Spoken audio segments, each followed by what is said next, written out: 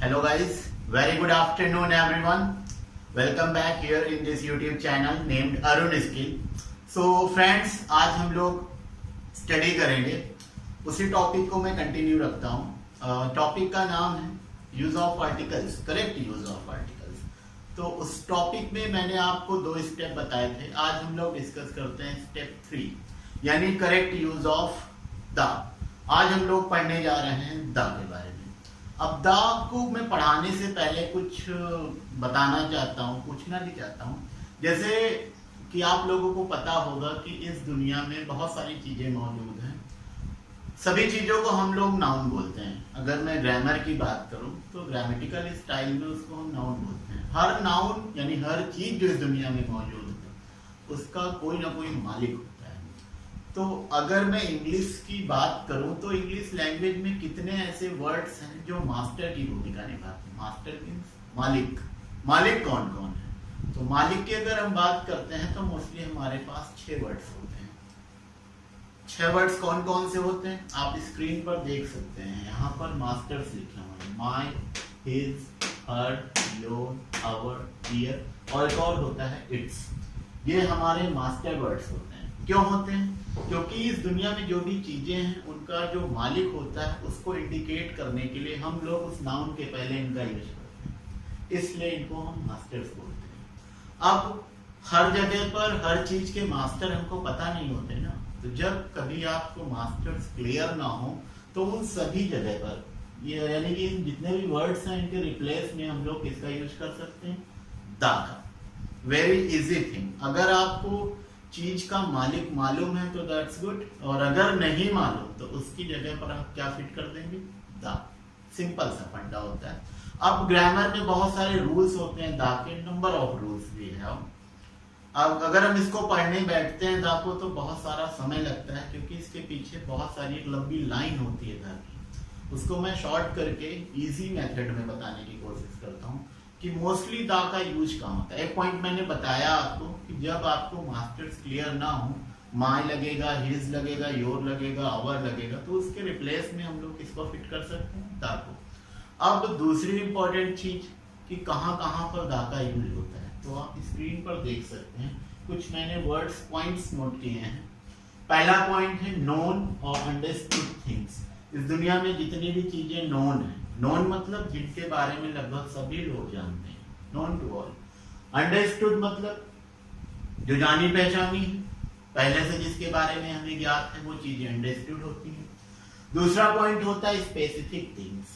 Specific यानी विशिष्ट चीजें, जिसको आप आगे लिखा हुआ यूनिक, अद्वितीय चीजें जो होती हैं दुनिया में, उनके पहले भी हम लोग क्या यूज करते हैं? द। नेक्स्ट है टाइटल, ब्रांड।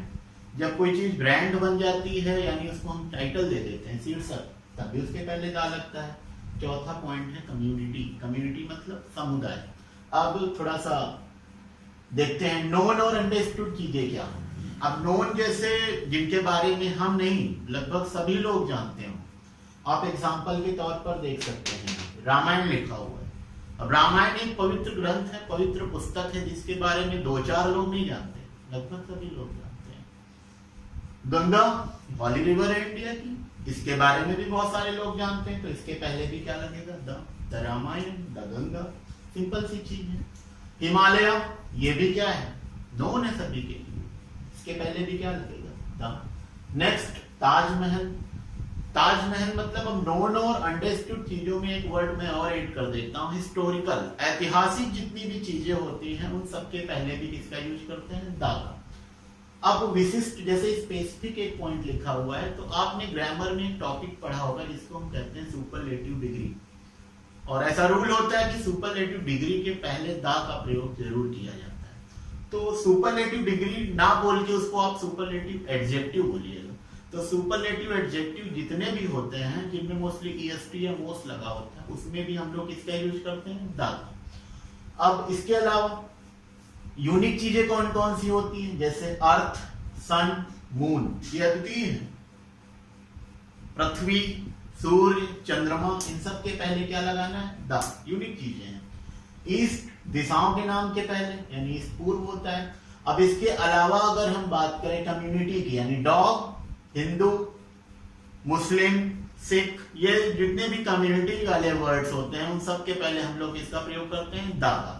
इसके अलावा जैसे न्यूज़पेपर्स की बात कर लेते हैं, मैगजीन्स की, इन सब के पहले भी दा का प्रयोग होता है, क्योंकि ये चीजें भी क्या होती हैं, नोन होती हैं और इनको टाइटल की तरह रूप में रखा जाता है। The Hindustan times, the fountain, the secret and the Undertaker. अब जैसे कि मैं बता रहा था कि हर जगह पर हम लोग आर्टिकल्स का यूज नहीं कर सकते, बहुत सारे ऐसे पॉइंट्स पे होते हैं जहां पर दा का यूज यानी आर्टिकल्स का यूज नहीं होता है। तो जैसे अंडरटेकर की मैंने बात की, तो अंडरटेकर एक प्रॉपर नाउन है, इसके पहले दा नहीं लगेगा, दा क्या कोई भी आर्टिकल नहीं लग सकता। लेकिन जब हम किसी चीज को टाइटल के रूप में प्रेजेंट करते हैं, उसको ब्रांड बना देते हैं, तो उसके पहले भी हम किसका यूज करते हैं, दा। अंडरटेकर आप जानते होंगे, अमेरिकन रेसलर है, बहुत ही फेमस है, पॉपुलर है।